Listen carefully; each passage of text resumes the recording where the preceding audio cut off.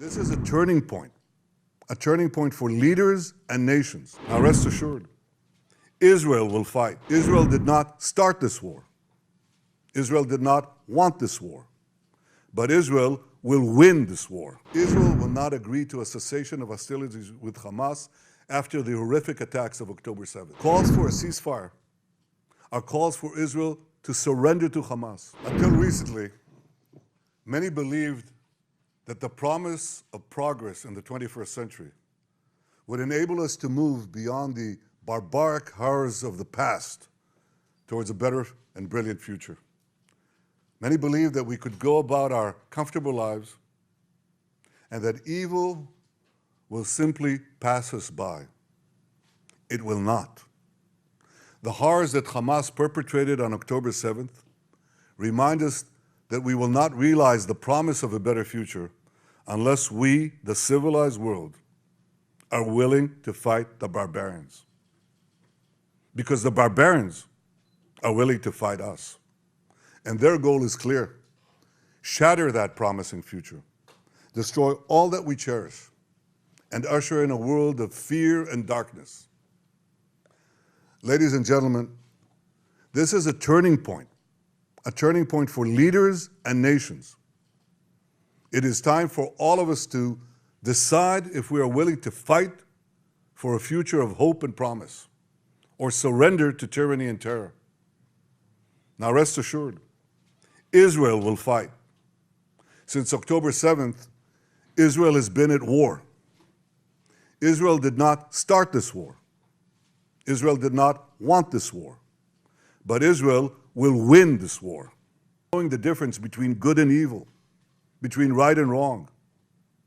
It means making a moral distinction between the deliberate murder of the innocent and the unintentional casualties that accompany every legitimate war, even the most just war.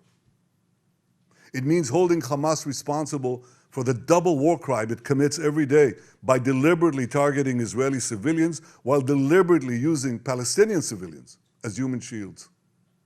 It means making clear that the use of human shields is not only an immoral tactic of terror, but also an ineffective one. Because as long as Hamas's use of Palestinian human shields result in the international community blaming Israel, Hamas will continue to use it as a tool of terror, and so will others. Hamas will continue to use the basements in Gaza's hospitals as the command posts of its vast terror tunnel network. It will continue to use mosques as fortified military positions and weapon depots. It will continue to steal fuel and humanitarian assistance from UN facilities. While Israel is doing everything to get civilians out of harm's way, Hamas is doing everything to keep Palestinian civilians in harm's way. Israel urges Palestinian civilians to leave the areas of armed conflict, while Hamas prevents those civilians from leaving those areas at gunpoint. Hamas is also preventing foreign nationals from leaving Gaza altogether.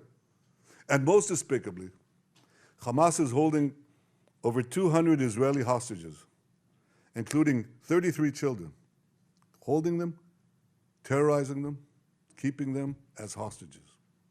Every civilized nation should stand with Israel in demanding that these hostages be freed immediately and freed unconditionally. I want to make clear Israel's position regarding a ceasefire. Just as the United States would not agree to a ceasefire after the bombing of Pearl Harbor or after the terrorist attack of 9/11, Israel will not agree to a cessation of hostilities with Hamas after the horrific attacks of October 7th.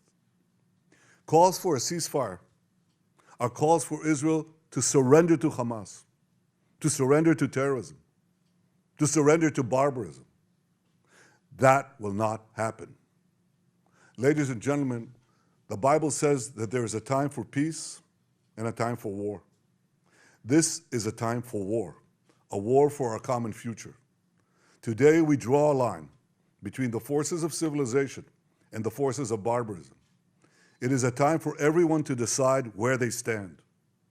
Israel will stand against the forces of barbarism until victory. I hope and pray that civilized nations everywhere will back this fight, because Israel's fight is your fight. Because if Hamas and Iran's axis of evil win, you will be their next target. That's why Israel's victory will be your victory. But make no mistake, regardless of who stands with Israel, Israel will fight until this battle is won, and Israel will prevail.